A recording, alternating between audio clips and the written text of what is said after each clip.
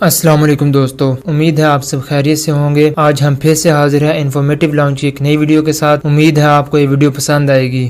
دوستو، آج ہم آپ کو ایک ایسے سلطان کی کہانی سنانے جا رہے ہیں جس کے انتقال نے اس کے دوستوں اور دشمنوں کے درمیان ایک لکیر کھینچ دی۔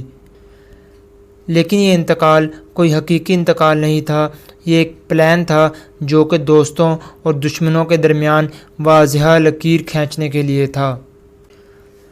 دوستوں، ریاست کے اندر قیامت کا منظر تھا، حشر کی گھڑی تھی اور ہر کسی کو سلطان کے انتقال کا یقین ہو گیا تھا کہ سیاہ رات میں سلطان کا جنازہ اٹھ چکا تھا۔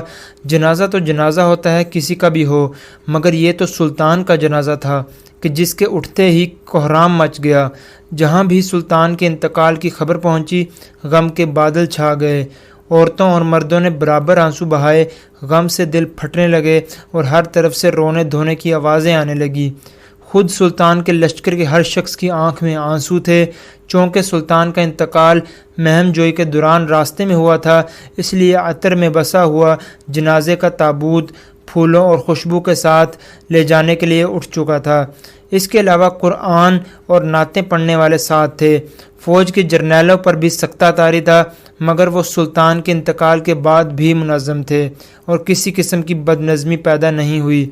غم کے اس عالم میں ایک شخص ایسا بھی تھا جس نے سلطان کی موت کی خبر سن کر شکرانے کی نماز ادا کی، نعرے پٹوائے اور مٹھائیاں تقسیم کی۔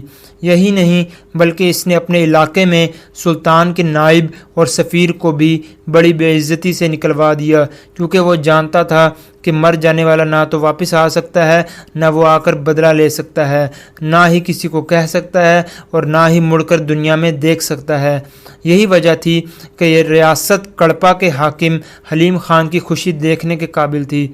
بدنصیبی یہ ہے کہ یہ غیر مسلم نہیں بلکہ مسلمان تھا۔ اس افغان حاکم کا سلطان کے ساتھ معاہدہ تھا اور بظاہر یہ حاکم سلطان کا دوست تھا اور سلطان کے اس پر احسانات تھے۔ سلطان چاہتا تو اس کی ریاست اس سے چھین سکتا تھا، مگر سلطان نے کبھی اس کی ریاست کو نہیں چھیڑا تھا۔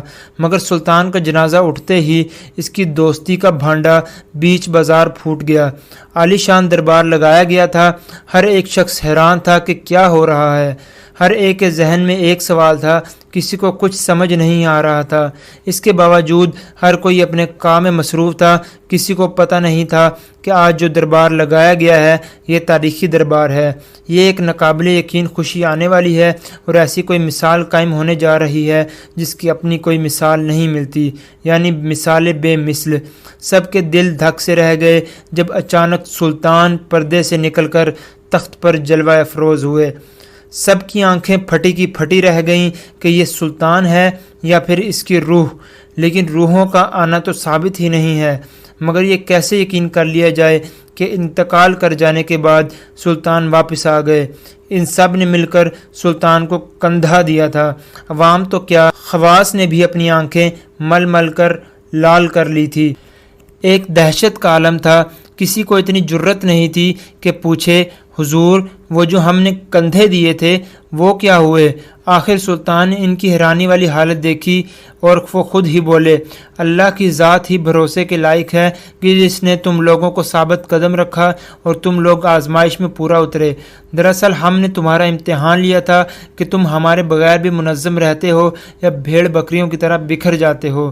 سلطان کی یہ بات سن کر سب سے زیادہ حیران اس کا اپنا بیٹا تھا کہ اس بات کا اس کو بھی پتہ نہیں چلا اور اس نے سب سے زیادہ مصنوعی جنازے کو کندھے دیے تھے۔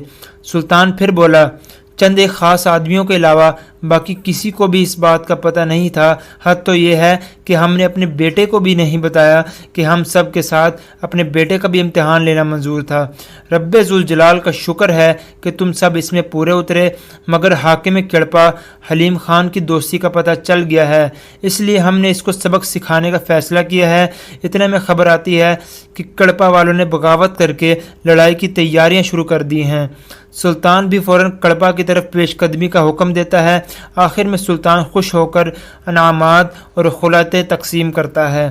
सुल्तान का गुस्सा आरूज पर है और वो हाकिम कड़पा के कासिद से कह रहा है कि हमें तुम्हारी माफ़ी कबूल नहीं है, वो जो मिठाई तुमने बांटी है वो बट चुकी है, और अब जब कि दोस्त और दुश्मन की पहचान हो गई है तो इस गद्दार को सिर्फ़ और सिर्फ हमारी तलवार ही सीधा करेगी। इसे कह दो कि जंग के लिए तैयार हो जाए कि हम इसके सर पर आने ही वाले हैं। इलायची के नाकाम आने के बाद हलीम खान ने तैयारी कर ली और फिर घमसान की जंग हुई। हलीम खान ने जंग की क़यादत अपने भतीजों हुसैन मियाँ और सईद मियाँ को दी। न तजर्बाकारी के बावजूद ये लड़के हाथी पर सवार होकर नकारे बजाते हुए आगे बढ़े और बड़ी बेजिगरी से लड़े और शदीद तीर अंदाजी करके सुल्तान के 2000 आदमी मार दिए गए। मगर आखिर कब तक लड़ते? भला आखिर इनको शिकस्त हुई, कड़पा फतह हो गया और दोनों सरदार गिरफ्तार हुए। गिरफ्तारी के बावजूद इन्होंने सुल्तान पर कातिलाना हमला करने की कोशिश की, जिसमें वो नाकाम हुए और फिर कत्ल कर दिए गए। ये थी एक सुल्तान की दास्तां जिसने अपनी ज़िंदगी में अपना जनाजा उठवा के न सिर्फ अपनी जहानत का सबूत दिया बल्कि अपने दोस्तों और दुश्मनों को आजमाया और उनको सज़ा भी दी। और दूसरी तरफ एक और एहसान फरामोश हाकिम ने अपनी बेवकूफ़ी की वजह से न सिर्फ हुकूमत छिनवाई बल्कि अपने साथ दूसरों को भी बर्बाद करवाया। आखिर में हम आपको ये ज़रूर बताएंगे कि ये सुल्तान कौन थे। ये कारनामा सर अंजाम देने वाले सुल्तान फ़तेह अली टीपू यानी कि टीपू सुल्तान के वालिद सुल्तान हैदर अली थे। दोस्तों, ये था उनका एक कारनामा जिसकी बदौलत उन्होंने अपनी रियासत के अंदर से बागियों का सफाया कर दिया। उम्मीद है आपको वीडियो पसंद आई होगी। लाइक, कमेंट, शेयर और सब्सक्राइब करना मत भूलिएगा। अपना बहुत ख्याल रखिएगा। बहुत जल्द हाजिर होंगे एक नई वीडियो।